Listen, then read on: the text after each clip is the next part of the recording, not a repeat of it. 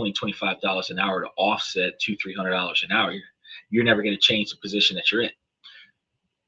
And that's less motivating. But again, you have to find a niche that you're good at, something that you're capable of doing. You can't just grab anything. You have to have something that you know what you're doing. And then you have to put forth the effort to promote to the world that you can do this just as good as the demand for it. And then, price it better than the competition. It is possible. It just takes a lot of work. It takes a lot of effort. Sometimes it takes some capital investments. Now, Sunday, one of the other things that we do on Sunday is we talk about questions or comments from the fans. We have a lot of random questions that come about, and we try to entertain most of them as long as they're functioned appropriately, because, we do have some individuals that are not of the age of 18 that do pop up onto the show, and they really want to learn some stuff, and I really want to show them some things. So we ask that even if you're watching us from Twitter or Twitch, that you guys can come in and try to keep your comments positive, because this is a highly interactive podcast, and we do our best to get in there and give you guys as much information as possible so that you have something to work towards. Because, a lot of times in life, how you doing, Dylan? Good to see you, buddy. A lot of times in life, we find ourselves stuck in a rut where we don't know how to change because we don't know where to look. We don't know what questions to ask because we're not too sure what we need. Then all of a sudden you hear somebody talking about something that you never thought about. Then you start looking into it. And then when you start looking into it, you think, oh yeah, that's exactly what I need. Just when you ran out of all the answers to all the questions, I changed the questions. So this helps you start looking into some other ways to make yourselves better. And that's one of the things we want to do on this show is we want to empower people to be better, do better, and make better choices, in your personal life as well as in your professional life. So is everything. I was 3 minutes from the top of the hour, so I think that's my record start time so far. I'm gonna start trying to set the goal to try to get here 5 minutes before the show. Like, try to start at 5 minutes before the show, so that if I'm 5 minutes late, I started on time. But I did say, improvements along the way. It just takes a lot of change. Hopefully your day's going well as well. Next thing you know, you're doing a daytime talk show. Look, I'm trying to avoid the daytime talk show. However, the traffic that I get on this channel actually does bode well first thing in the morning. How you doing, Slughorn? Good to be back, bro, man. Good to be back. So we're going to, so if I did step into the daytime show, the problem that I have with the daytime show is that I kind of wrap up my clientele first thing in the morning. And that would mean that I would have to rush my client off so that I could jump onto a podcast. And I'm just thinking that wouldn't be good for me, but then I'm tired either way and I'm trying to get some sleep. So I'm not thinking about that. Horace asks, he says, well, what are we talking about today? Well, we're going to be talking about the Black Hood mindset and potentially how that could be negatively impacting your ambition. So we're going to be talking about that today. It's like a hood mentality. It's that, impersonation of stereotypical Black behavior. And we're going to be talking about that today. We're going to be talking about how some aspects of it, while it may be admirable, it is not beneficial for you the way you think. Oh, yeah, exactly like those. Exactly like those. And okay, because so you've got the kids, they got the pants hanging off their behinds, they got the skinny jeans with the wife beater on, the clothes hanging off of them, all of this stuff, and bandanas and hats all over, and shoelaces untied. And I know when we was young, we used to get out there and do some stuff, something similar to it. We did it better than they did it because I mean they got the girl pants on. I'm gonna yeah, drill rap. They got the girl pants on with the skinny jeans, and they're trying to turn that into like a thug style. And we had baggy pants back in the '80s. We had baggy pants with a belt on, and we had the extra long white tees. We used to go way back in the day. He said horse no bell, or no horse no balls.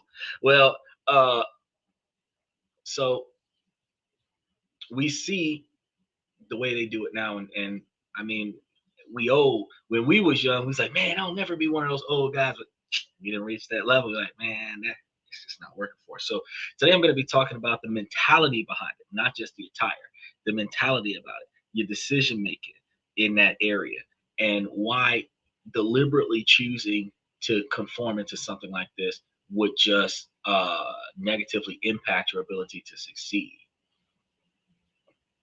And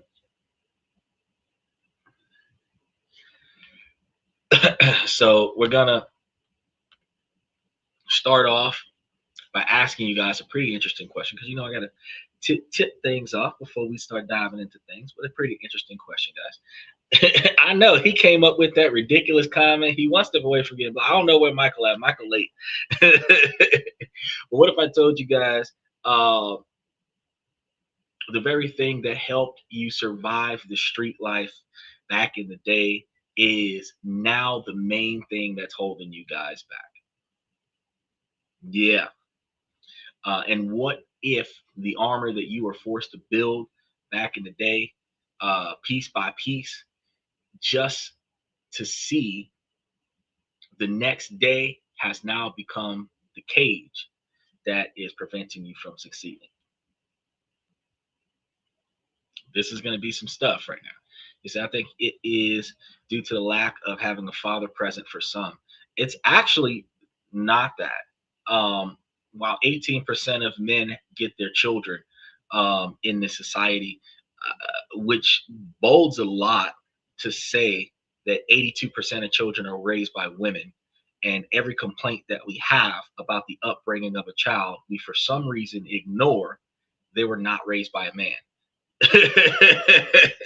Any negative behavior that we have, any negative observations that we develop about the upbringing of a child, we ignore the and it's funny because the argument is that it is because the father wasn't there, right?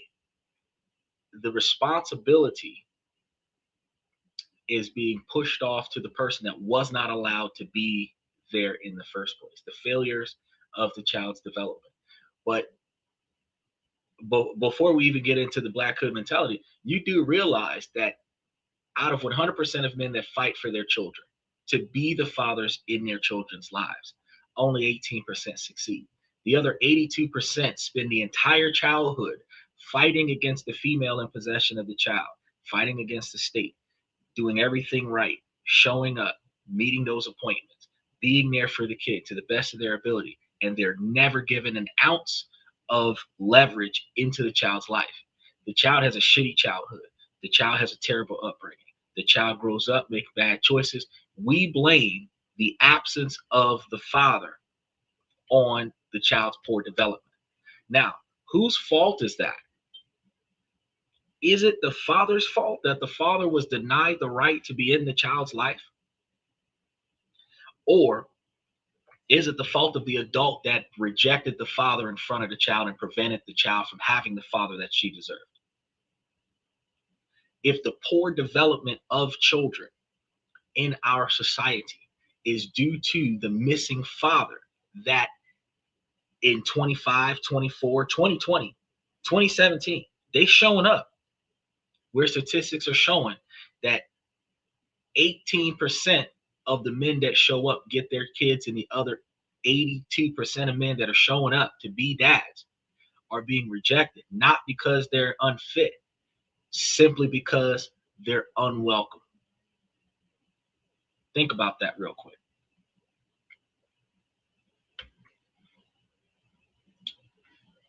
Dylan said the answer is number 7. No, sir, it's not. I just arrived from the future. I greatly appreciate you. Irony, but I can dig it. Soon what's that? Tesla dads. That would be funny. Yeah, that's what I'm saying. Uh, is that I'm not saying that the father's fault at all. Growing up, my mom raised me and turned me against my dad from a young age. But that's exactly my point. That's exactly my point. You're saying the same thing that I'm saying. Um, and this leads to the negative exposure to psychological manipulation, guilt trips, all of this other stuff when the parent that has possession of the child sours the child through basically parental alienation to force the child to reject the other parent, which makes it harder for the other fit parent to be involved in the child's life because instead of everyone working together, they're teaching the child to work against the success of the father so that the father cannot be successful. And then when they've conditioned the child thoroughly to reject the father, now they can back off and say, well, I can't control her. It's a teenager, blah, blah, blah. But you have to understand is that when the child first was receiving the father, they were continuously forcing the child to reject the father. Now that the child is rejecting the father, the damage has already been done. The alienation has been set in. Now the child is self alienating, and it's easy for the alienating adult who agrees with the child's negative behavior now to back off and say, well, I can't do anything about it. Well, I know, because this is exactly what you wanted. This is the outcome that you wanted. So you don't have to do anything about it because now it's the child doing it, and you can step back and say it's not my fault because the child is doing it. But you conditioned the child to be this way, and that is something that in our society our court system isn't prepared for. Our court system does not have the capacity to take effective measures to protect children from non-visible abuse.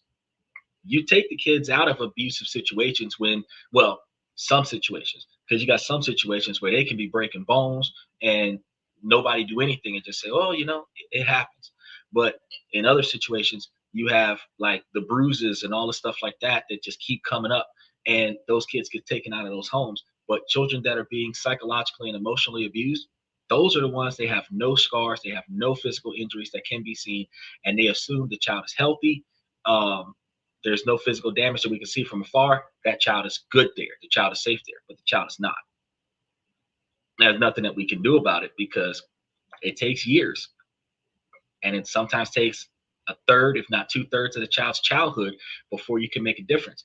Usually by the time the father gets the child, the father's grabbing a child at 15, 16, 17 years old and then trying to aid the child with coping through her childhood traumas as a young adult. But the core damage is still done, and without the proper therapy and large quantities of, uh, you know, coaching from the father to help them navigate these scenarios, they're going to be hindered. But today we're going to be talking about something a little bit different that's going to lead more into the conscious choice to adapt to this hood mentality aside from a poor parental upbringing. Dylan said, "Oh Lord, that is the story as old as time." Sad but true. Yeah, I'm agreeing with your point. He said, and my point is that the father was not rejected from the picture. The child may be more successful with both parents. Exactly. It look, special shout out. He owned it. He talking. We're talking in different time slots because I'm 3 seconds ahead of him reading his message from 5 minutes ago. But we on the same point with that. And you're right. We should have way more advocates for mandatory parenthood. Actually, statistics show that fathers do a better job at raising children. Just saying, because men are coming off of logic and reason. So there's going to be negotiations there. You're going to earn what you get from the parent. You're going to, whether it's respect, whether it's extra benefits, you're going to earn what you get. You're going to provide a level of cooperation. You're going to learn how to negotiate and navigate the things that you want from the person who has more resources than you and has more control over the situation than you, which actually teaches you better development skills. Because when you get into business, when you get into life, you're not going to be in the world of business just using emotional manipulation. Oh yeah, in politics you can use blackmail. In politics you can use uh, uh, scandals and all this other stuff. You can leverage deep dark secrets of somebody else, but a lot of deals where you don't know nothing about the person you're doing business with, you just know that they have what you want and you might have something that they want. You can't just stomp your feet and cross your arms and refuse to agree because you don't think the deal is in your favor.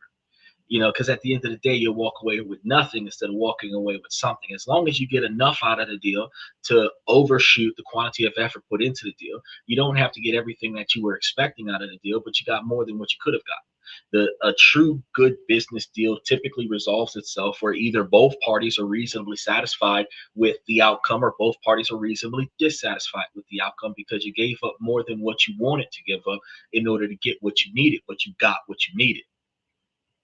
Or in the other sense, you didn't have to give up as much as you thought you needed to give up to get what you needed, and you're satisfied with what you got and how much you had to put out to get it. You know, as long as one of those two outcomes came about, that was a good deal.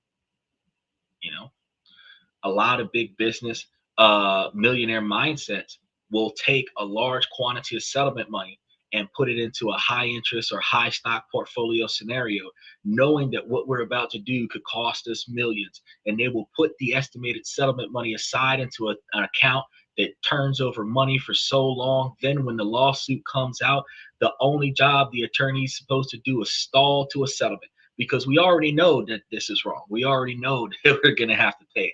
But if we know that we're going to have to pay, we might as well start putting money aside so that when somebody come to collect, we got the money to give. See what I'm saying? And it doesn't stop them from doing wrong. It just lets them know that, well, I'm going to leverage this by delay. It is what it is. So, you know, a lot of us grew up believing that being hard was the only way to make it, especially if we 80s babies and we was in the 90s when they started doing that war on drugs, zero crime tolerance scenario. And that's showing no fear and trusting no one, using that as a shield. Keep your head on the swivel. I know y'all hear that on a lot, right? A lot of times in a lot of different places. And for a while, it was the way to get around. It's how you got through your teenage years. Got you through nights where sirens was the only lullaby, and through days where a wrong look could be an invitation to violence. Yeah, you see it all the time, especially in a lot of the black cultures. You believe that every black person knows each other instinctively. We don't. The truth of the matter is that if you stare at somebody for more than 3 seconds without speaking, you are instigating a fight. Nobody knew that. Because when you give that stare down, you're having a mental countdown, a clock in your mind as to when you're going to snuff this person in the mouth. So when you have that look, when you guys make eye contact, you notice, soon as you realize they're looking at you, 2, 3, so. Hey, we ain't got no problems now. Yeah, bro. That's that one nod, that one what's up. That's it. You just letting them know we good, right? We don't got no beef.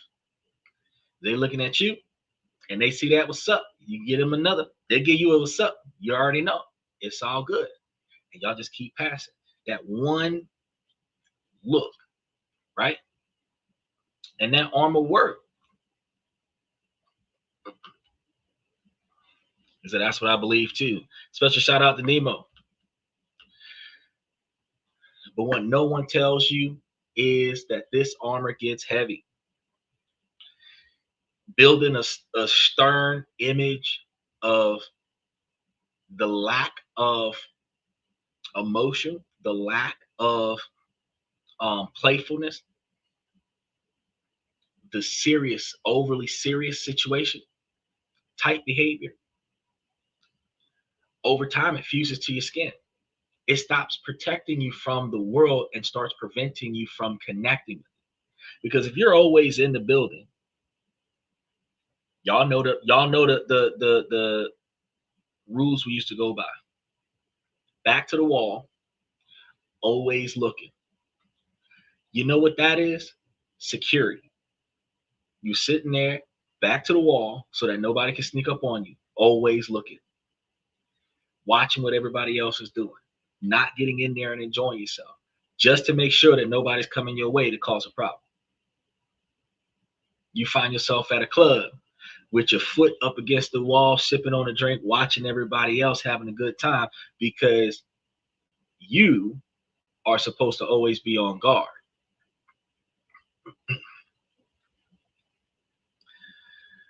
Tonight's show is about that cage, okay? And it's about how that hood mentality was forged in the fires of American policy and how we can learn to melt down that cage and reshape the steel of our resilience into a key for real success. So let's be clear from the start before we get started. You know, when we talk about the Black hood mentality, we're not talking about something inherent to being a Black person. Okay. So this isn't an attack. It isn't an indictment. Think of it as a diagnosis because it's a behavior pattern now, right? And this is an honest look at a set of survival skills, attitudes, and behaviors born out of necessity in environments of chronic poverty and systemic neglect. Okay. So that's what we're going to be talking about today. Oh, he said, "Tills a stress." Oh, you be jamming on some stuff, boy. You just be sitting over there listening to some Outcasts and just 3 6 Mafia and just now this Black hood mentality. It's what psychologists might call a series of trauma responses, behaviors that include hypervigilance, a deep-seated mistrust of institutions, and the projection of a tough exterior to ward off threats. For generations, these attitudes served a purpose because in neighborhoods where the system had checked out, the community had to create its own rules. Porch watchers, church basements. So, before we go further, because we also have the block parties that became the de facto government, the source of safety and connections in your communities. We got to think about porch watchers. Porch watchers are people who used to sit on the porch and their whole job was to keep a watch out for the neighborhood to make sure that the people in the neighborhood were safe. Now, people are just sitting out on the porch doing nothing, smoking a blunt, talking about how they ain't got nothing in life and how the system is keeping them down, but they don't never go out and try to find them a better job. Back in the day, typically around the segregation area, we had people who used to sit out on the porch and they would watch the kids play out in the street to make sure nobody did nothing to the kids. They would watch the wives come home from work to make sure that nothing happened to the wives. They would watch their brothers to make sure that the wrong folk don't show up with flaming torches and pit bulls and start attacking folk in the street. That's what the porch watchers was out there doing. Okay. This was a different time. But over time, that type of safety, because block parties at the house was a bunch of people getting together with a bunch of people who knew each other, would hang out and have a good time in the safety of their neighborhood instead of going out into an area where they weren't welcome and trying to have a good time with strangers.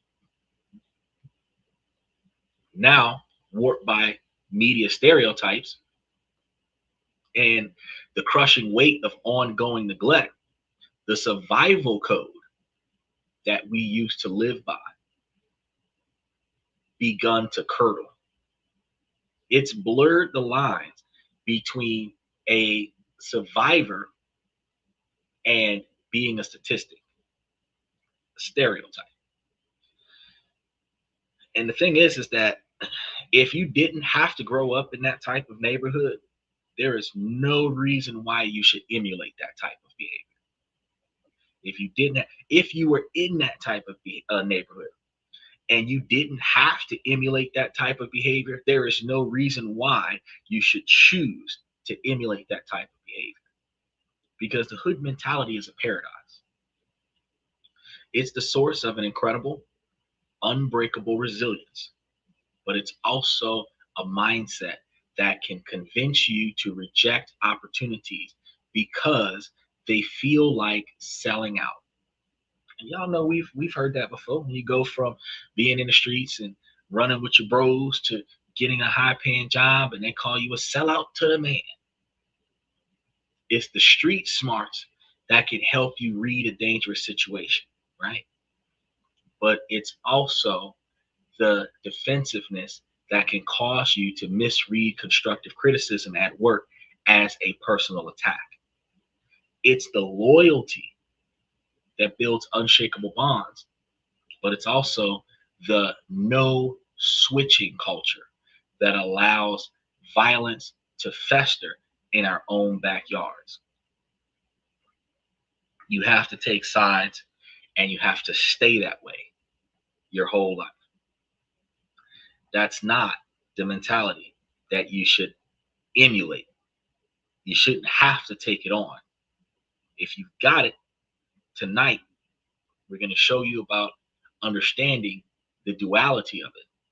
And if you don't got it, tonight, we're also going to give you more information as to why you shouldn't start trying to pretend like this is who you are. And we're going to explore the layers and move past blame and shame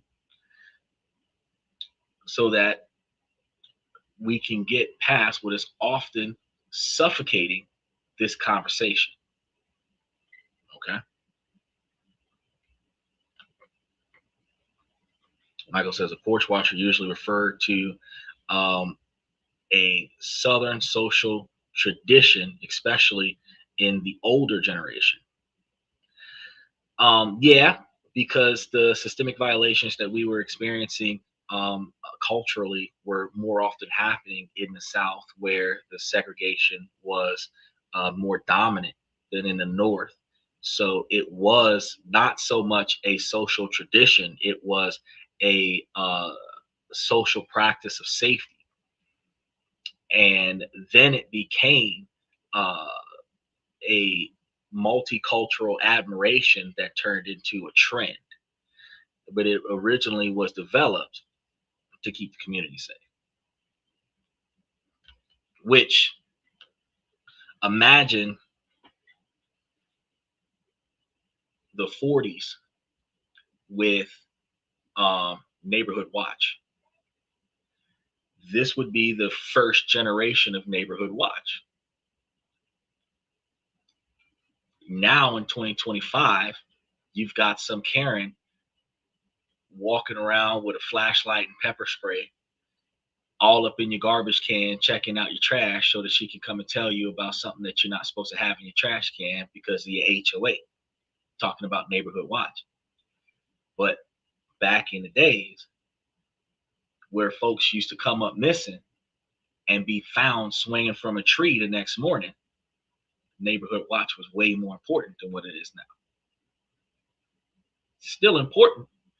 It's just the type of violence that we used to have back in the day is not the type of violence that we have in today's days.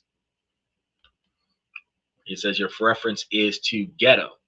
Well, you're going to call it the ghetto. It's not necessarily the ghetto. It's the low-income environments that are usually more impacted by crime.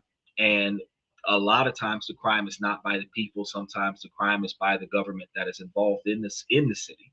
Because back in those days, we had law enforcement that wasn't behaving as well as they are now, which is a little bit more of an improvement, but it still needs a lot of improvement. Still needs a lot of improvement. And it's wild because you have generations of negative behavior. You have generations of negative behavior. And when they join the force, they adapt and become the exact thing that they were supposed to be putting a stop to. No matter how much they try not to, they end up through experience becoming exactly the person they did not want to see in their neighborhood. God forbid they're put back into their neighborhood to do a beat. It's terrible. Is there two different use of them of the term? Well, no, no, there isn't two different uses of the term. It's the same use. The ghetto is actually more like the hood. It is not more like, it is exactly the hood.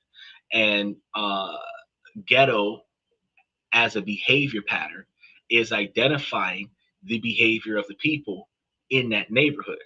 Um, so a low income, low educated environment might be identified as a ghetto environment. And then you take that person out of that environment and put them into a highly educated, highly profitable environment, and they don't know how to behave anything other than the behavior from where they came from. So identifying a behavior as ghetto is identifying a low income, low educated mentality in a person that has come out of a low income, low educated environment.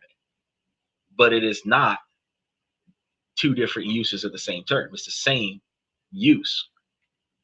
It's identifying the behavior that comes from a specific location. The same way New Yorkers, you have a behavior, a specific type of behavior that happens in New York. And they take that behavior with them when they leave New York. So you can identify a New Yorker, a person from New York with a behavior from New York, not in New York, behaving as if they're still in New York, a New Yorker.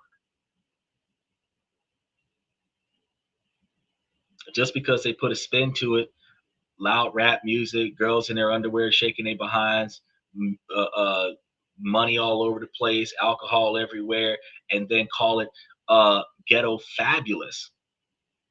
Still low income, low educated, popular. Got to think about that. He said Michael Donald was the last black man hanged in America in 1981 by the KKK. Okay, but that is not the last person that was swung from a tree. So if you just learned that today, now, because you got to understand, the last black man hung by a racial activist group versus the last minority hung in the United States that was not delivered by the US government as a form of justice for a crime that they were convicted from, two different things. You'll come to find out that the last person hung in the United States, if I remember correctly, was in St. Louis. And it was in the 2000s, if I remember correctly. Right? So something close to when the internet was developed, if I remember correctly, uh, that a man was swinging from a tree in St. Louis. You know,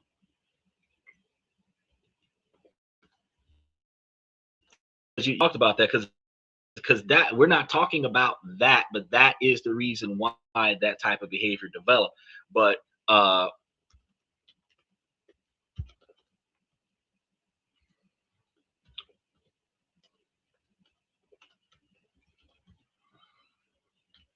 let's see. Just to kind of tiptoe on this. Okay, so they have one Billy Bailey that was executed in January 2025.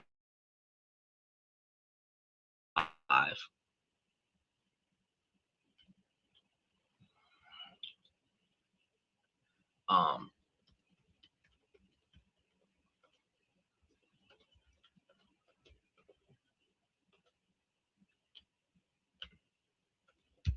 so we gotta be specific now,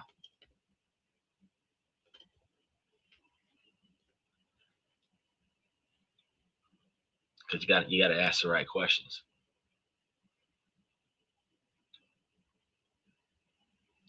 because they're talking about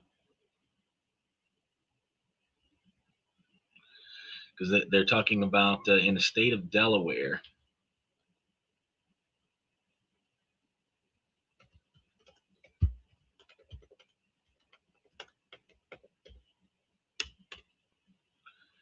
But that's not what I was talking about.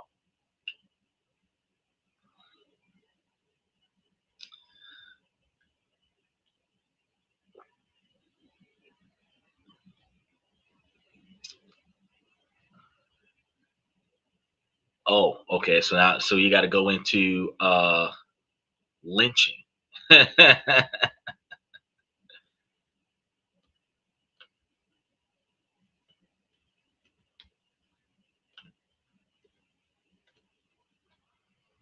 So that's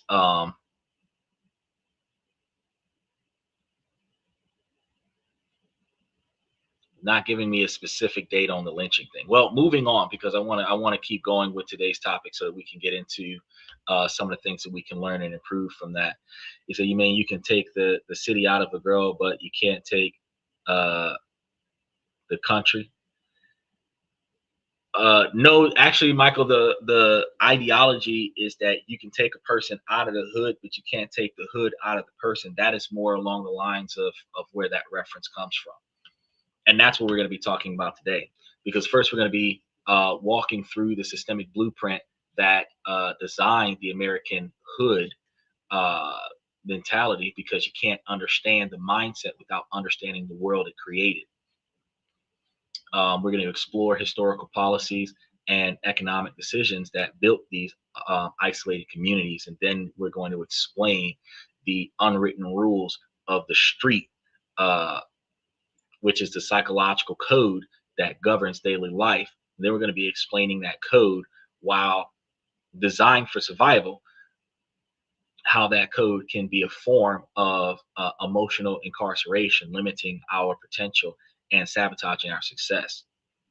Then finally, most importantly, we're going to lay out a roadmap for transformation. This isn't about forgetting where you came from. It's about learning how to separate the skills from the scars. And it's about taking the resilience and the grit and the social intelligence forged in the toughness of the environments that you grew up in, and repurposing them from tools from the that form of mere survival, and turn it into the tools and instruments of profound success. So we're going to explore how to turn that armor back into an asset, and understand the software, which is the mindset. You first have to understand the hardware, which was the environment. Now, the hood wasn't an accident. It didn't just appear. It was designed. It was engineered through decades of deliberate policy and systemic racism that drew lines on maps, and in doing so, drew lines through lives and destinies. So, if you've ever wondered why so many Black communities are concentrated in areas with underfunded schools, crumbling infrastructures, and lack of economic opportunities, the answer isn't a coincidence. It's history. Okay. So let's start with the most infamous um, architectural tool, redlining. Imagine a map of your city in the 1930s. The federal government, through agencies uh, like the Homeowners Loan Corporation and the Federal Housing Administration, which are the ones that we use today to make so much money in real estate, were literally colored in neighborhoods. Green and blue meant desirable for investment. Yellow meant declining, and red meant hazardous, now identified in modern society as at-risk communities, right? Put a political spin to it. Neighborhoods with even a small Black population are almost invariably colored red. And this wasn't just a suggestion, It was a devastating blow for economic development. So a red line on a map meant banks were strongly discouraged from issuing federally backed mortgages in that area, effectively cutting off the flow of capital that allows communities to thrive. And it meant that countless Black families, even with stable incomes, were structurally disadvantaged and systematically denied the primary tools for building generational wealth in America, which is home ownership. At the same time, the government was actively subsidizing the creation of white suburbs. Loans were readily available for white families to leave the cities for newly built homes with yards and brand new schools. And this was that gentrification from the urban area, that is the ghetto, the slums, the street, the inner city, to outside of the city, suburban areas. That's where suburbs came from. And then you had the rural areas where the biggest of the biggest houses. And gentrification was is that the prices of the stuff further away from the city was more expensive than the prices of the stuff in the inner city. People back then would be around all the noise and all the construction. You put all of the poor people in that area, and then you take all of the rich people and move them away from all of that. Gentrification changes every 10 to 20 years, and now everybody's flocking into the inner city, so they're building up the inner city, raising the prices of the inner city, and then they're forcing all of the poor people to the outskirts of the city. Exactly, the other side of the tracks. And isn't it funny that that saying comes out, and there was a train track that divided the financially successful from the financially unsuccessful? Didn't you notice strategically in most cities, in most states in the United States, that you will find a Martin Luther King Jr. drive right before the poor side of society. MLK, after that, is inherently poor. Isn't that interesting? Just ironic that you can drive over MLK Drive and everything looks so different. This mass exodus is what we called the white flag. But it wasn't just flight, it was a siphoning of resources, because as white families and businesses left, they took their tax dollars with them, and the city's infrastructure began to crumble. Services were cut, the tax base that funded the schools, parks, and sanitation evaporated, leaving the newly segregated Black communities isolated and under resourced. And the story of the hood is largely defined not by the people in it, but by the investment that was deliberately kept out of it. Okay. And this wasn't just a northern phenomenon. In the South, the legacy of Jim Crow created a parallel system of economic apartheid. And Black people were excluded from well-paying jobs, qualified educations, and meaningful participation in the economy. So when millions of Black families moved north during the Great Migration, seeking opportunity and fleeing terror, they were often funneled into these red-lined, resource-deprived urban corridors. And they were trapped. The very system that was supposed to offer a path to the American dream instead created a maze with a few exits in it. Now, this economic strangulation had profound psychological consequences. When traditional paths to success are blocked, people are forced to find alternatives. And with the formal economic feeling like a closed door, an informal underground economic society began to flourish out of necessity. And this is where the glorification of the hustle and fast money take root. Because since we couldn't get regular jobs to pay the bills, we had to find other means, alternative, unorthodox ways to make money. And those unorthodox ways to make money were identified as hustles because they're not traditional jobs. We now have developed an entire culture of hustle mentality because nobody, regardless of their race, can get a high paying traditional job. He says sell drugs, sell anything, sell drugs, sell stolen property, sell anything, doing odds and ends jobs, because stealing stuff could be a job in and of itself, because you need money, and anybody who's willing to pay a reduced rate to get certain quality stuff that they otherwise would not have been able to afford to buy would buy stolen goods from the person who stole the goods, and the person who stole the goods would get money to take care of their stuff. And that is where the high crime came from.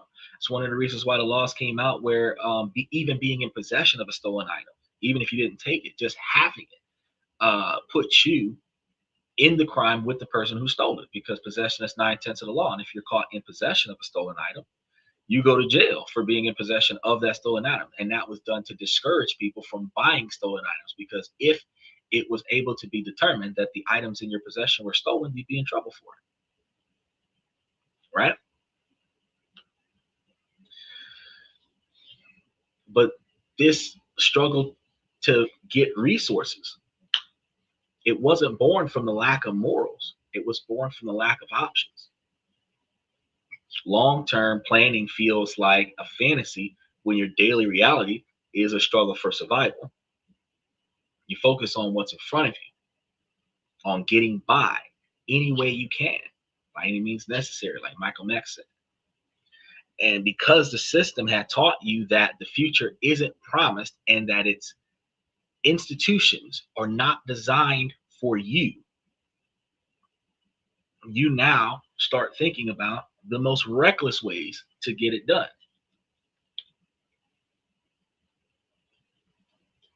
And we add two more powerful ingredients to this toxic brew: over policing and media stereotypes. The same communities that were starved of resources were often flooded with law enforcement. But for many residents, the police weren't there to protect or serve at all. Their primary role was often seen as containment and control. This created an adversarial relationship from the start. So the justice system became another institution that was seen, with good reason, as working against the community, not for it. At the same time, much of the media painted a picture of these neighborhoods as inherently violent and chaotic. News, movies, music often amplified the most extreme aspects of hood life, creating a uh, caricature that the rest of the world, and eventually even some within the community, began to accept as reality. These stereotypes frame the hood as dangerous, which can lead to internalized devaluation and a rebellion against a so-called mainstream norms. Oh yeah, it is a prison without walls. It is an understanding that you're not going to make it, so you have to survive until you find another way to get out of this area. Now, the funny thing about it is that a lot of choices you make while you're in this scenario can negatively impact your opportunities when you get out of the scenario. But you're not thinking about that while you're in the scenario. Because every time you get arrested, that goes on your criminal record or your arrest record. Every time you're convicted, that goes on your criminal record. But they call your arrest record your criminal record, even though you don't have to commit a crime to have an arrest record. You just have to be arrested. And systemically, Black people were arrested just for being Black. just for being black and outside, not necessarily for committing a crime. And in the 80s and 90s, you still had black people, young black men, getting arrested repetitively. And even now in 2025, they have laws to prevent you from expunging unjustifiable arrests off your record. They'll only give you like one in some scenarios if you can show a pattern of behavior where the arrests were close enough together, where you can convince the judge to wipe all of them. Then they're likely to get rid of all of them. But if you're only capable of getting them to get rid of one out of all the ones that you got, you have to pick the worst one and get rid of that one to make it less damning on you. See what I'm saying? And it's crazy that they do that. But this narrative is incredibly damaging. It creates self-fulfilling prophecies, because if you're taught that you're only going to be a failure, and then you start making bad choices because you think you'll never be successful, once you failed at life, you'll look back and recognize that it was foreseen that you were going to fail. If the world tells you that you are a threat, you might start to believe it. You adopt a posture of toughness as a defense mechanism. If the world tells you that your neighborhood is a place of failure, your ambitions can feel like a betrayal. And today, we see the final cruel twist of this story, the gentrification that I was talking to you guys about. Because after decades of disinvestment, those same hazardous neighborhoods are now seen as prime real estate, economic development zones. Developers are sweeping in now.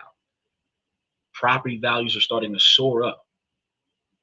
And the cycle of displacement is beginning again. But this time, it comes with the psychological sting, because the very culture that was created in the isolation, the very identity that was forged in the fires of neglect, is now being erased or commodified, idolized, emulized. The murals are painted over. The corner stores are replaced by cafes. The sense of community is fractured, because the people who can't afford to pay for the increased rents are going to move to cheaper neighborhoods. Because they can't get better paying jobs, they're going to voluntarily move back into another hood environment with the low cost of living capability, so that they can afford to cover that standard of living. For many, this feels like the ultimate eraser, leading to a defense clinging to the hood mentality. And that defensiveness is as the last basin of authentic identity that they can identify, that they can recognize.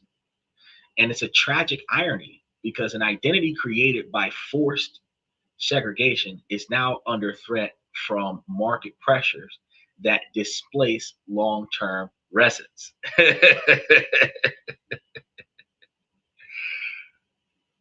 Understanding this history is not about making excuses. It's about providing context. The hood mentality is not some mysterious culture pathology. It's a logical, and it's often painful, adaptations to a deliberately hostile environment. It is a ghost in the machine that America built intentionally. This isn't even accidentally.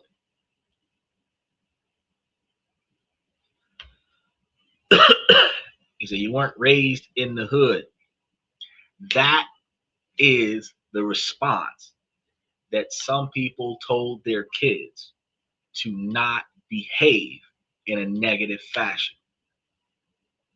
Don't behave like that. You weren't raised in a hood. I know all of y'all sitting over here like, yep, I heard that before. If the systemic factors we just discussed are the architecture of the hood, then the hood mentality is the underwritten building code. It's a set of psychological and social rules developed to navigate a world defined by scarcity, danger, and institutional neglect. These are common patterns, not universal traits absorbed through observation and painful experience. They are passed down from one generation to the next, not as wisdom, but as a warning. So let's break down this code to understand how it functions and how it can ultimately trap you. Now, the first and most fundamental rule for many is hypervigilance. Always keep your head on the swivel.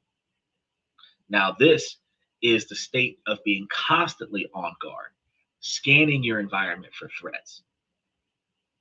It's walking down the street with your senses turned up to 11 out of 10. You notice the car that circled the block twice, even though they might have just been looking for a place to park. You analyze the body language of the group on the corner. You process the tone of a simple what's up to determine if it's a greeting or a challenge. Because ideally, changing your tone of voice when you say what's up changes it from being a hello to I'm going to beat you up. Ain't that something else? In an environment where violence can erupt without warning, this isn't paranoia, it's a critical survival skill. And the problem is, this switch is hard to turn off. It can become your default setting. You carry it with you from the street into the classroom, the workplace, and your home, which means now you're showing it to your kids. A manager's constructive criticism is no longer feedback. It's perceived as disrespect. A partner's question isn't a simple inquiry, it's an accusation. Think about that for a second, ladies. Y'all might have grew up in an environment that challenged your logic so much that when your partner just mentions something, you take it to heart like they're devaluing you as a person when in fact they were just trying to chime in. You might find, men and women alike, your brain has been wired to see threats everywhere. And this constant state of high alert is exhausting. It makes genuine connections. And it also makes trust almost impossible because you're always waiting for the other shoe to drop. Is it toxic environments? Yes, truly, truly toxic environments. Because you can't choose where you were born. You can't choose what family you're born into. You can choose where you end up as an adult in the future. How you doing, Ericium? No, I didn't check SMX today because they were actually talking about the Black Hood mentality. So we're going to be covering some stock options that we can invest in tomorrow. And then we're going to be talking about some stock options that we can tiptoe through for upcoming weeks. And while SMX is a growth stock, not a dividend stock, from what I understand, buying into SMX is going to be a interesting thing to look into on our Tuesday night show. So I'll definitely make sure that I squeeze in some information about SMX on Tuesday night show. Now, this leads directly to the second rule: projecting toughness and emotional suppression. So, in a world that feels governed by survival of the fittest, vulnerability can seem like a liability. Showing fear, sadness, or confusion can be seen as weakness, making you a target. So many learn to build a facade of hardness. And that is where the mannerisms and behavior traits come from. You adapt a certain walk, a certain way to talk, a stare that says, don't mess with me. And this is what some have called emotional incarceration. You lock your true feelings away because you believe they are a threat to your survival. And strength becomes synonymous with being impenetrable.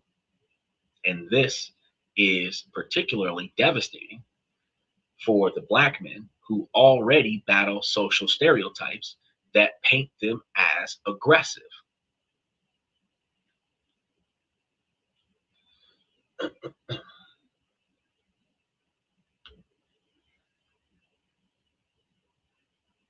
He says probably day trade stock. We'll find out. I'll look it up and then I'll let you know. He said, is it borderline PTSD?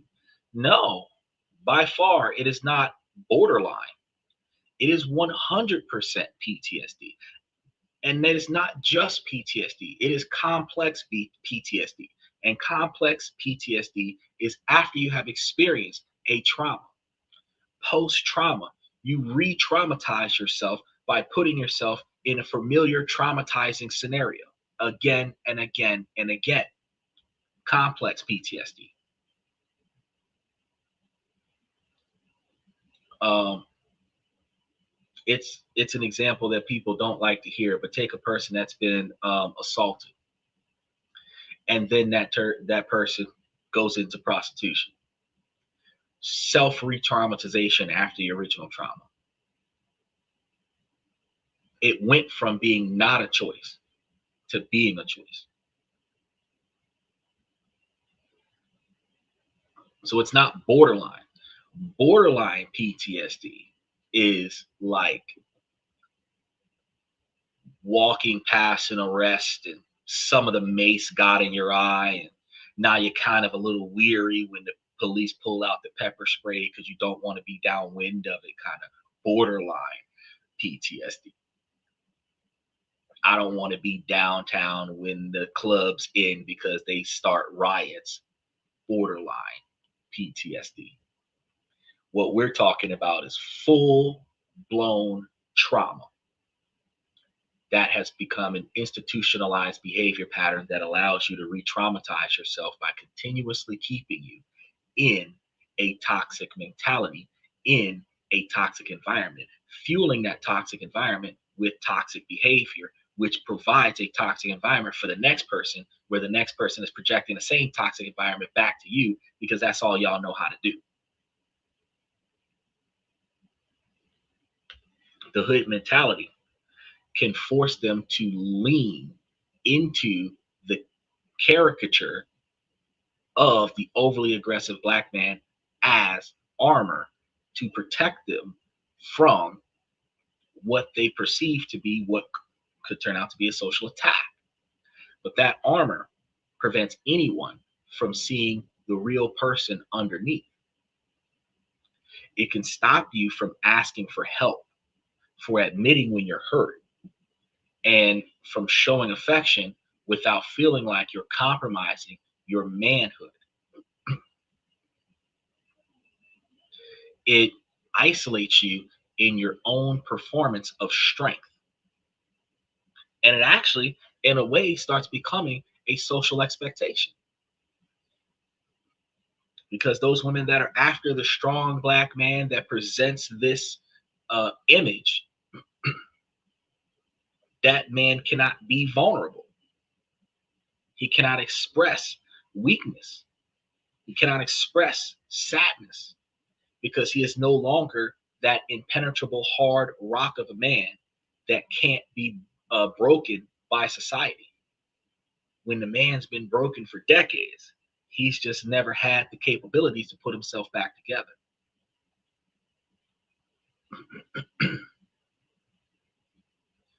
It it isolates you in your own performance. The third rule of the hood mentality is the ethos of get over any way you can. Get over any way you can. The fundamental basis of capitalism. This is a direct and logical consequence of living in a system you perceive as rigged. Bootleg phones, uh, fraudulent gift cards, selling your food stamps, pawning stolen items for quick cash, however you can. When you see the legal, educational, and economic systems failing your community time and time again, the incentive to play by their rules can disappear.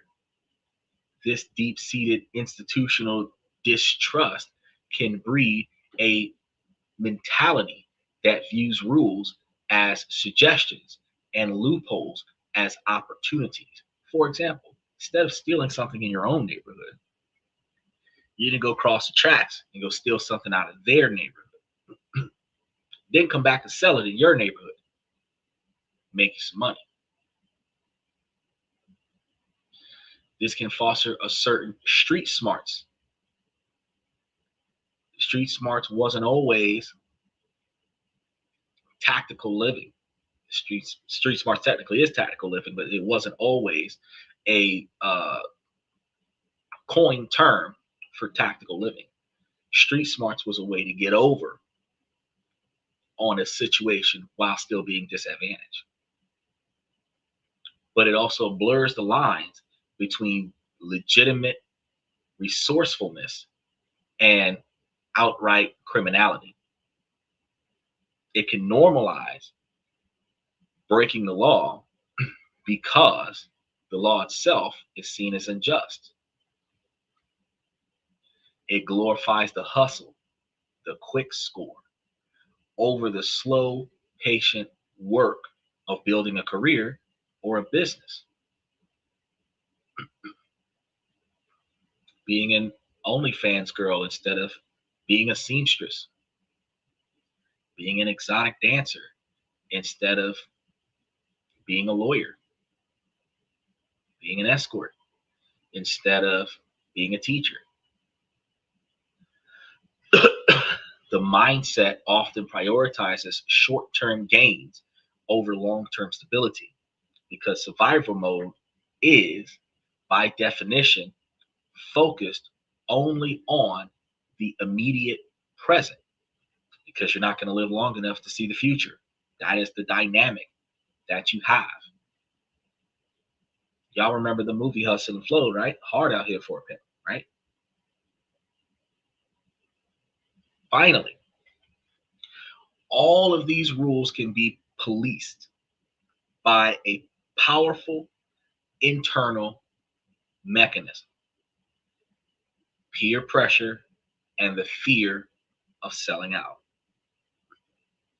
The community that provides a sense of belonging can also become a source of intense pressure to conform. This is the idea of keeping it real, maintaining the hood behavior. But too often, keeping it real can mean staying stuck. It can mean a young man who excels in school is accused of acting white. It can mean a young woman who's code switching to navigate a professional environment is seen as fake. This pressure is immense. because people always want to belong, especially in the young generation. They can feel forced to choose between fitting in with their peers and pursuing opportunities that might lead them out of the hood. And this creates a devastating identity trap where success becomes equated with betrayal. This is where there's no switching. The no switching code becomes so destructive. What may have started as a rational pact of solidarity against a hostile police force can mature into a code of silence that protects criminals and allows violence to plague the community from within. Y'all remember snitches get stitches? I ain't no rat. Y'all forget. I'm not going to get my homeboy hung for something he didn't do. It's different from I'm not going to join the crime and then rat out everybody else who committed the crime.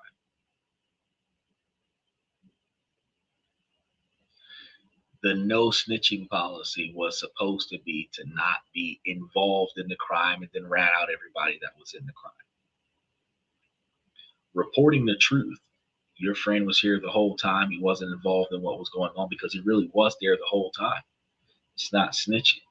It's identifying the fact that the person that they're after doesn't meet the description of the person that they're holding, because the person that they're holding has an alibi. But if you don't snitch, you're not willing to tell the truth about that person's whereabouts, which allows the criminal to get away and an innocent man to go to jail because the police don't have the motivation to investigate.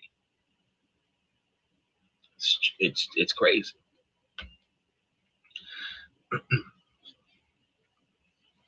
Isn't selling out just an example of envy for somebody successful?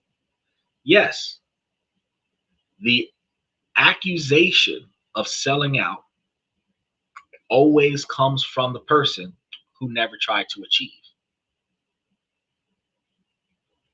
The person being accused of selling out is a person who chose to live a better life than the one they were born into.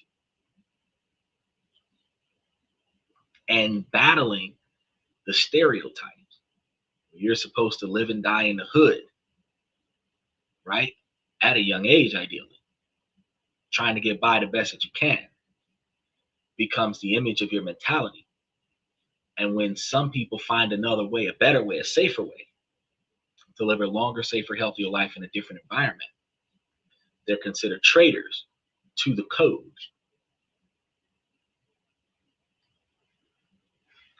Then when you leave and never come back, you forgot where you came from. It's not always the case. You just don't want to live a life of poverty and struggle. So you move to a more fruitful location. This is a prime example of how a survival tactic, when taken to its extreme, becomes an act of self-sabotage. Now, these four patterns, hypervigilance, emotional suppression, hustler's ethos, and intense peer pressure, form the core of the hood mentality. And they can create a closed loop of systems that reinforces itself because a hostile environment creates the need for the code. And the code, in turn, can perpetuate behaviors that can keep individuals and the community trapped in a cycle of dysfunction and a limited opportunity. Because if you're putting off the perception of hostility in an environment, each person is contributing to their own individual perception. It's a survival kit that for many has long outlived its usefulness. And for a long time, you might not even realize that you're in a cage. The armor feels like a part of you. The survival code feels like common sense. But then moments of friction start to happen. You get a promotion at work, and instead of pure joy, you feel a knot of anxiety. You try to have a default conversation with a partner, just as a simple, challenging conversation with your partner, but you find yourself switching back to angry or shutting down because vulnerability feels too dangerous. These are the moments when you begin to feel the bars of the cage. This is where the hood mentality stops being a shield and starts being a shackle, actively sabotaging your success, your relationships, and your peace of mind. So let's talk about how this plays out in the real world, starting with opportunity and career. Now, the hypervigilance and defensiveness that kept you safe on your block can be toxic in the professional environment. It's different from keeping yourself safe on the block and keeping yourself with a job in a professional atmosphere.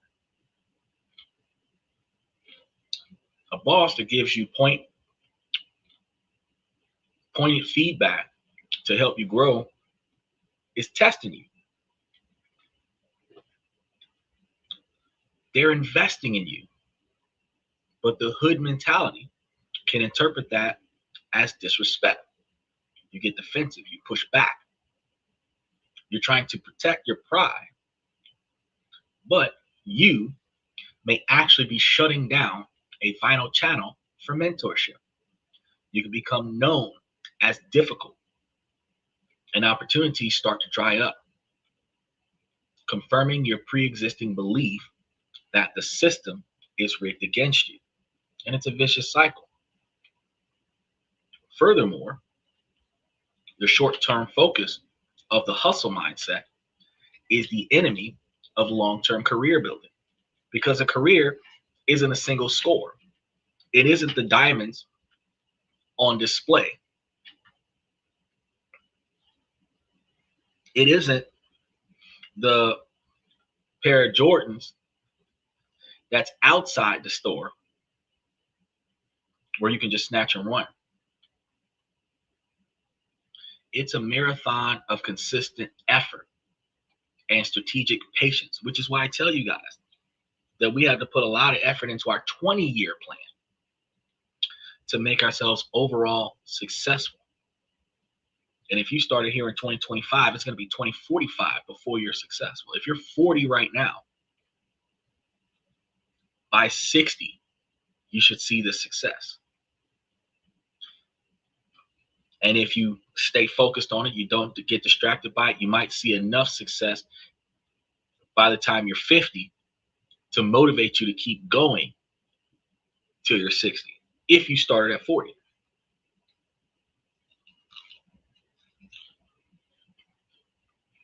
But think about this though. The hood mentality can crave immediate results. And this can lead to impatience, which leads you to jumping from job to job without building real expertise, or to reject valuable but unpaid internships because they don't put money in your pocket right now. A person I know was offered a chance to shadow a top executive, an invaluable opportunity. They turned it down because it meant a few extra hours a week without extra pay. They saw it as being taken advantage of, not as an investment in their future. The mindset focused on immediate value couldn't compute the long-term strategic advantage.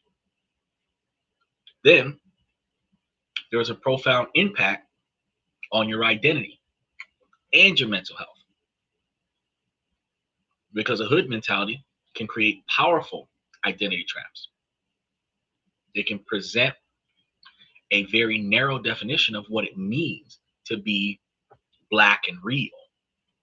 When you start to succeed in ways that doesn't fit the mold, you can experience a kind of psychological uh, dissonance.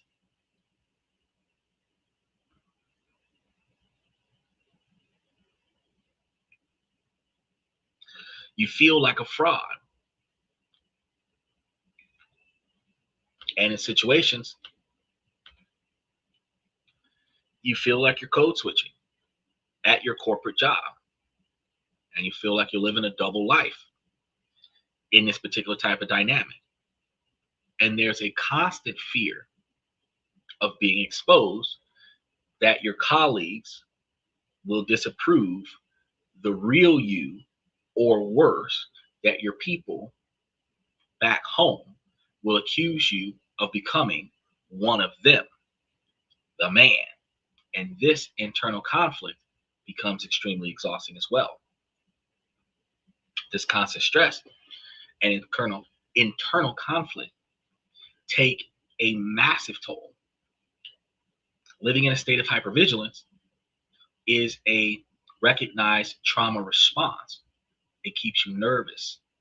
It keeps your nervous system in a perpetual state of fight or flight, which can lead to severe anxiety, depression, PTSD, ongoing PTSD, and a host of psychological illnesses like high blood pressure and heart disease, which is common traits in the Black community. You're walking around with the emotional baggage of a soldier in a war zone, except the war zone is only in your mind. The armor you build to protect yourself from external threats ends up causing deep internal damage. Finally, the cage of the hood mentality can devastate your personal relationships.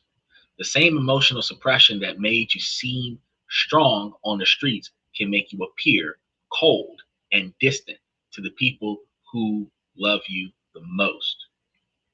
Your partner can't connect with you because you've walled off your feelings. Your children may only see your tough exterior.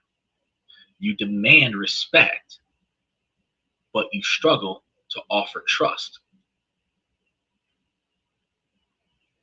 The no switching code in a family context means refusing to hold each other accountable for destructive behavior, allowing cycles of abuse or addiction to continue unchecked under a banner of misguided loyalties. So I'm going to let you keep screwing up because I'm loyal to who you are. The mindset that prioritizes reputation above all else, earning your stripes, can poison the well of genuine human connection. You can be in a room full of people who love you and feel completely alone, even though you're the center of attention. At a certain point, the cost becomes far too high. The community self starts to grow weary, and this intra community frustration with the self destructive aspects of the hood mentality is a phenomenon some have controversially retermed as Black fatigue. Originally, the term was coined by Mary Frances Whitters to describe the exhaustion Black people feel from enduring constant racism. And this new usage points to the collective sigh of a people tired of seeing potential squandered, the grief of mothers burying their children, and the exhaustion of hearing the same excuses for the same destructive behaviors generation after generation. This fatigue is a critical turning point. It's the moment a community begins to say, we acknowledge the history, but we can no longer accept this as our destiny. Now, it's the recognition that personal accountability must coexist with the critique of systemic injustice. It is the crack in the walls of the cage. Recognizing the cage is the first step, but the most crucial step is realizing you hold the power to forge the key to get yourself out of that cage. The very material that makes up the bars of the cage, the grit, the resilience, the street smarts, is the same materials you can use to create your freedom. This isn't about rejecting your past. It's about alchemy. Equivalent exchange is about transforming the raw elements of your survival into polished, powerful tools for success. And the process begins with critical reflection. You have to be willing to put your own mindset under a microscope. And this requires radical honesty. You must start to consciously separate programmed responses from your authentic self. Ask yourself the hard questions. Is this reaction coming from a place of present reality, or is it an echo of past trauma? Is this decision based on a long-term goal, or is it a short-term survival impulse? You can't change a program you don't know is running. Once you begin this reflection, you can start the work of reframing your traits. This is where the magic happens. You don't discard the skills learned, you repurpose them. Take hypervigilance. In its raw form, it's a source of anxiety. But when you reframe it, it becomes exceptional social intelligence. That ability to scan a room and instantly read power dynamics and unspoken tensions is a superpower in the corporate world. It can make you a master negotiator. It helps you anticipate a client's needs. The same skill that helps you detect a threat on the corner can help you detect an opportunity in the boardroom. Consider the normalization of risk. On the streets, this can lead to devastating consequences. But when you channel that same tolerance for risk into a professional context, it becomes bold entrepreneurship. Bold entrepreneurship. People who have never experienced true instability are often paralyzed by the fear of failure. They won't start a business because it's too risky. But you may have seen way worse this morning. Okay? You understand that safety is an illusion and that failure is often just a stepping stone. And you might have the stomach to take calculated risks that can lead to massive rewards because you don't have much to lose. You can bet on yourself because you've survived betting against the odds your entire life. So what about code switching? For long and so long, it may have felt like a source of shame, but reframing it, becoming adaptable leadership, oh yeah, that's golden. The ability to move seamlessly between different worlds, to speak the language of the streets and the language of the C-suite is an incredibly rare and valuable asset. It makes you a bridge. It allows you to connect with a diverse range of people, from the janitor to the CEO. And this adaptability, born from necessity, can make you a unequally effective leader, and a very unique one at that.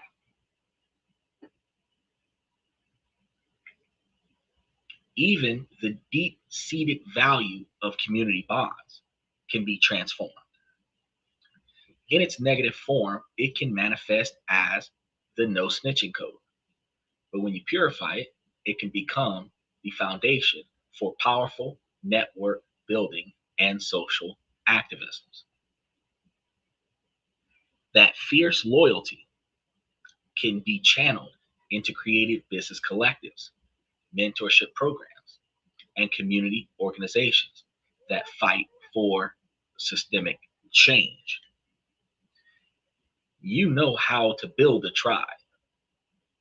So now you can build it for progress. This transformation is not theoretical. It happens every day. Look at stories like that of Mark L. Russell, who talks about applying the principles of hustling, marketing, and leadership that he learned on the streets to become a multi-millionaire CEO. Or consider the countless stories like that of Rob, a man who grew up in the hood and transformed his anger into a system where the academic drive to earn a PhD in mathematics becomes a direct challenge of the stereotype that he was told to accept.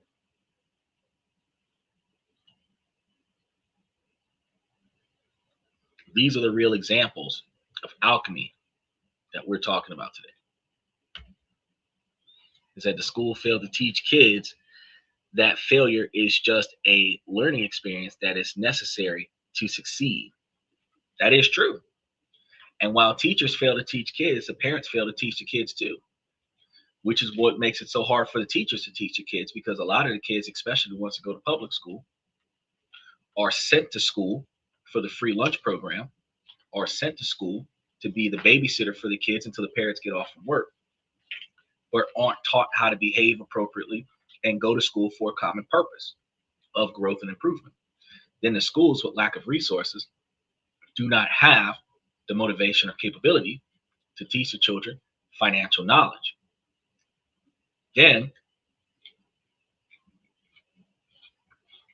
you now have a new problem, because since mom or mom and dad in a two-parent household doesn't have the knowledge to teach their kids financial literacy, the kids grow up making a bunch of financial mistakes, losing hundreds of thousands of dollars over a lifetime, end up living above their financial means, fall into a relationship with somebody who can barely keep the means together,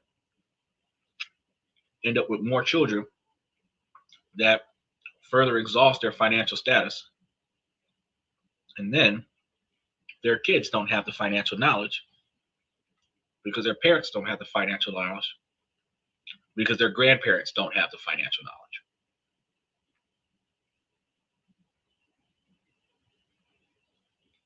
And here's the funny part.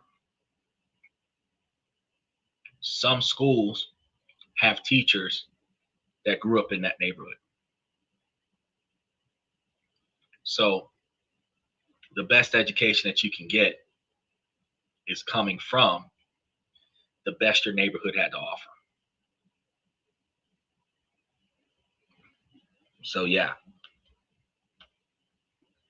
it's a self-damning situation. But the journey to make this change, that's going to require actively seeking out new tools in comparison to the ones that you've always had access to. It means that you're going to have to find yourself a mentor who walked this path that you've walked. And it means disseminating and embracing therapy as a tool, not for the weak, but for the strong, who are wise enough to seek help processing the trauma that you once been through. So why do you think that the schools do not teach financial knowledge to the kids? Well, first of all, wealthy people put their kids in school so that wealthy people's kids can learn how to network and socialize.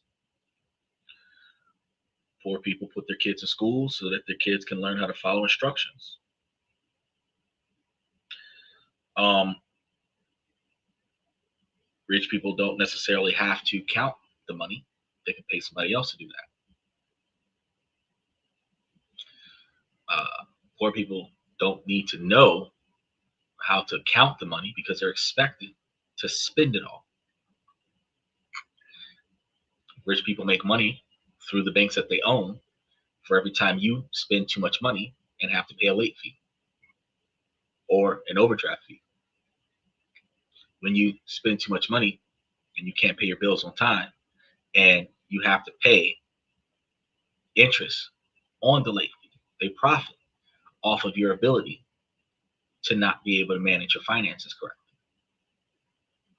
Then, because you have a low credit score, you're going to have higher interest rates because you're considered an at-risk investor. They'll still give you the loan, larger down payment, higher interest rates. As long as you're willing to pay for it, they're going to make it seem like your credit score is the problem, not the fact that you've been making poor financial decisions your whole life.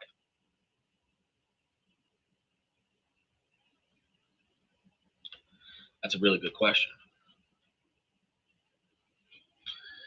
So when you start making changes, what this is going to mean is that you're going to have to constantly expand and consciously, you want to do this consciously,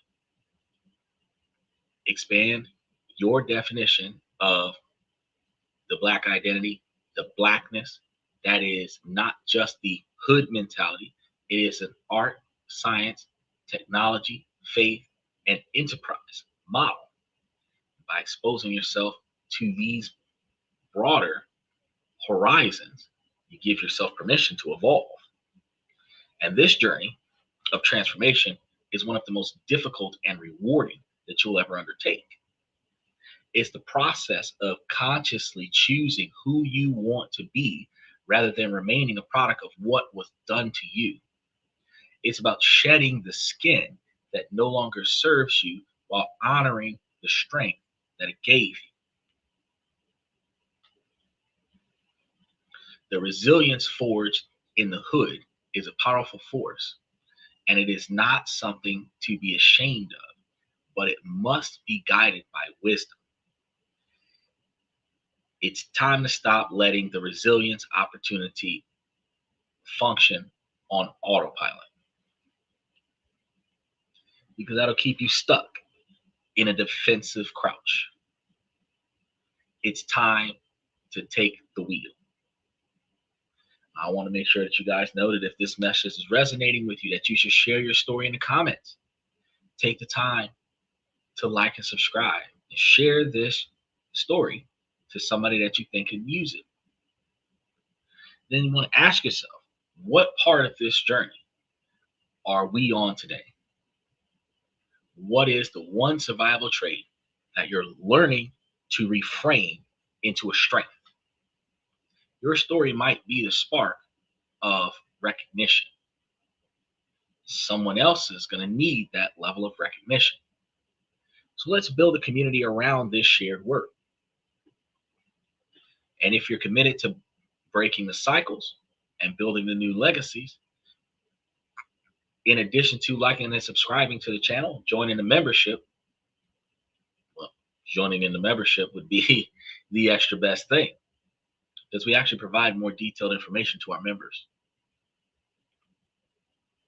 Now, we're going to continue to explore these. So if you're watching us from Twitter or if you're watching us from Twitch, we will be going live at around 11:15 Eastern Standard Time, which is about 10:15 Eastern Standard Time.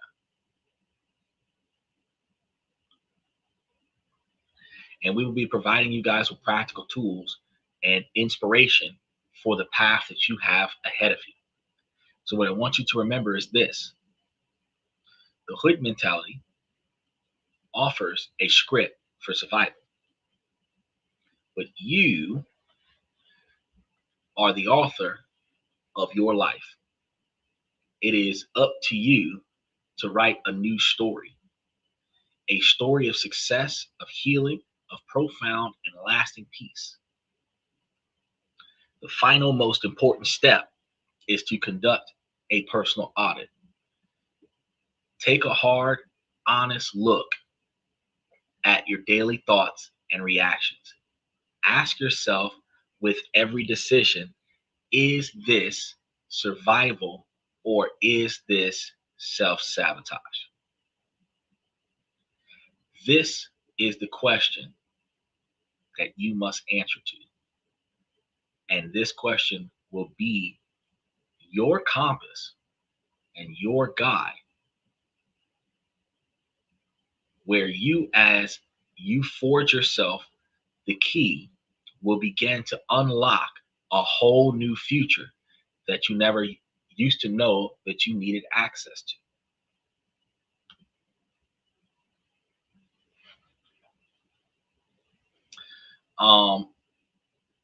This is a lot of information. And one of the reasons why we tell you guys to not emulate this, to pull your pants up, to not portray yourself as that stereotype, is because if you foster a mentality of self-sabotaging behaviors, you will forever be frustrated that you never succeed. But if you alternate, when necessary, the need to keep yourself socially safe versus the need to keep yourself socially respected, which doesn't always happen at the same time, then you'd be able to move forward with a little less catastrophic experience. Now, that's all I have for you guys for tonight. I want to start off by saying, ladies, as long as the situation doesn't make sense, I'm going to keep asking ladies to make it make sense. So ladies, please make it make sense. And fellas, I give you this information to help you guys become higher value men, so you can utilize this information to make the changes in your life that's inside of your control, and then navigate around the things that are not inside of your control. But ladies, this information is not exclusive to the men. While this is a male-driven podcast from the male's perspective, you too can take this information and help yourselves become higher value women. Again, all it takes is for you to prioritize the things in your life that you are 100% control over. With that being said, I want to thank you guys for coming to tonight's show.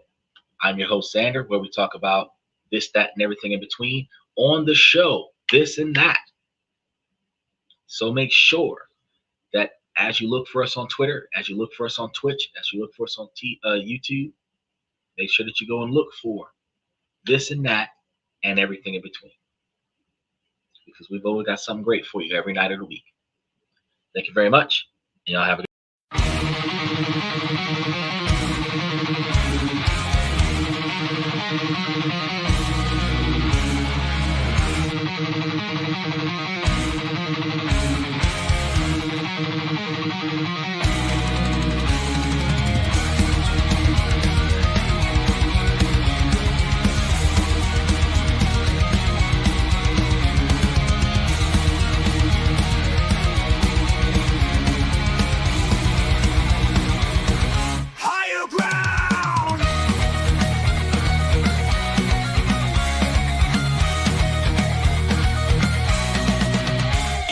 chase validation, now I validate myself.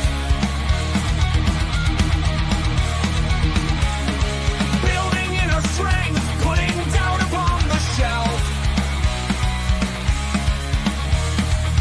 No more unnecessary drama, no more wasted time. Climbing higher, constantly making my own climb.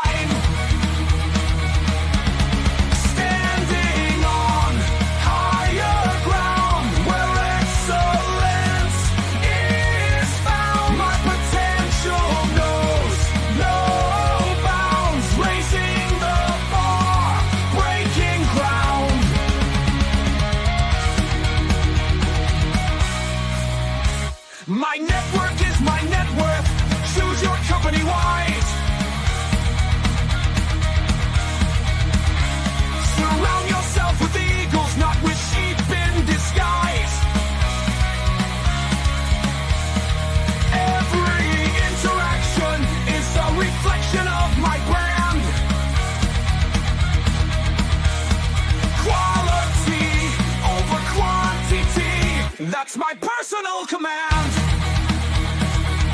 I'm not landing on higher ground where excellence is found. My potential knows no bounds, raising the bar, breaking ground.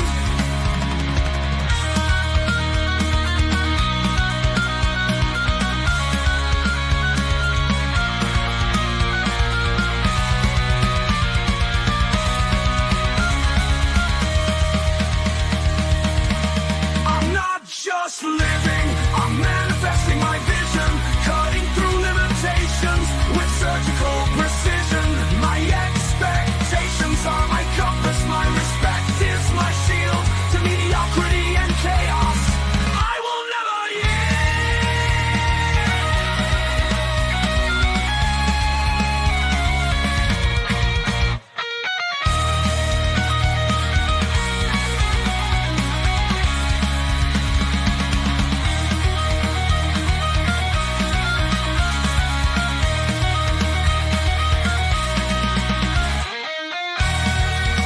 I'm not just living, I'm manifesting my vision, cutting through limitations with surgical precision. My expectations are my compass, my respect is my shield to mediocrity and chaos.